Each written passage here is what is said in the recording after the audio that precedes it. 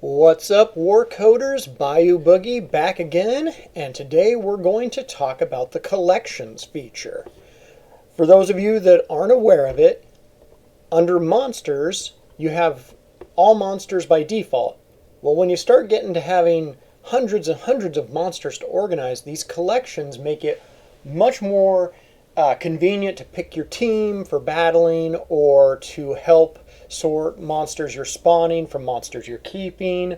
So I'm just going to give you a quick rundown of some collections and then show you how to add new ones and how to use them. So first off, to build a new collection, simple. You just hit this plus button down here. It'll ask for the collection name. We're just going to call this one Testing. So just like that, we've created a collection, and now it wants us to pick what monsters go in this collection. We're actually not going to put anything in it yet. We're just going to hit create with 0. It still creates the collection. And we'll wait just a minute for that to happen. All right, so Testing is a new collection that doesn't have any monsters in it yet. It's been added to the bottom of our list right here. Now, I advocate everybody should have at least one collection to spawn new monsters into so they're separated from the monsters you want to keep. The easiest way to do this is when you go to your scanner. When you go to scan a product, we're just going to try using one of these real quick. There's a button that says Spawn in Collections, and by clicking this button, you can choose any collection you have.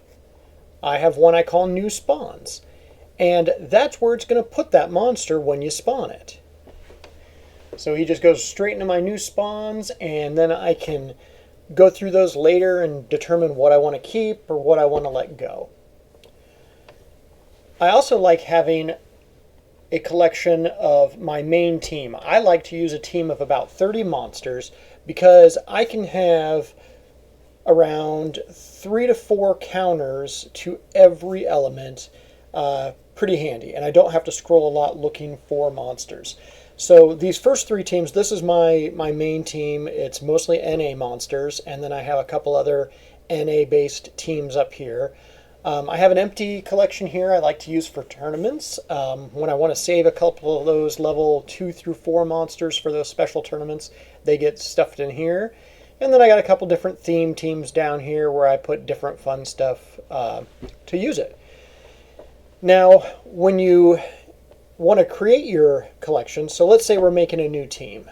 So we're going to go on our testing one and we're going to hit edit. Here you can click this button to change the name of it if you want to rename it something different. You can sort the monsters using all the regular sort functions, and you can filter them. One really neat thing you can do here is, let's say I want to copy one of my collections. So let's say I pick this main team here and I hit OK. It has 30 monsters in it. It shows them all. There's a button up here that actually selects all 30 monsters right away. And if I save it, boom, I've just created a copy of my main team down here. So then, if I wanted to do changes and try something different out, I could edit this team, use it for a while, and then decide if I want to do those changes to my main team or not. It's also fairly easy to get rid of all the monsters if you go the same way. And in this case, we're going to select the same collection we're working on.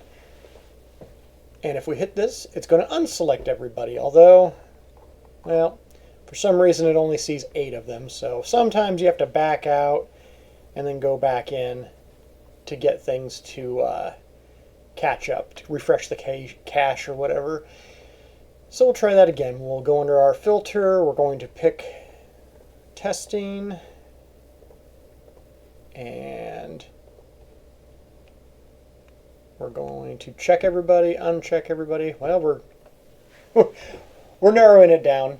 So you can force the refresh by closing the app and reopening it. Since I'm using it on my computer using Moo Player, it's a little tougher to do and it would take a little longer.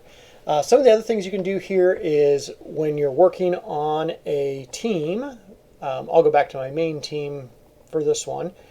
One of the things I'm usually wondering is, okay, what do I need to put heartstones on? Which elements do I need? So that's when these filters come in super handy, because now I can come down and go, okay, how many monsters do I have that resist water or fire? So this way I can see that I have plenty of counters to each element in this team. Usually the natural spawning elements like light, metal, wind, dark, and psychic, those are a little harder, so I usually prioritize putting those monsters in my battle team first, and then I build the rest of it out around what I've got there.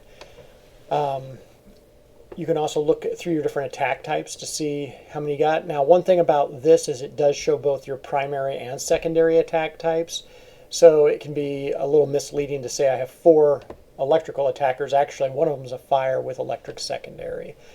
So yeah, that's just a quick review of the collections, how to build them. I like to put numbers in front of mine. You don't have to do that. I like to throw a couple empty ones in just to make sections, but I also am dealing with a lot of monsters, so not everybody needs to do that.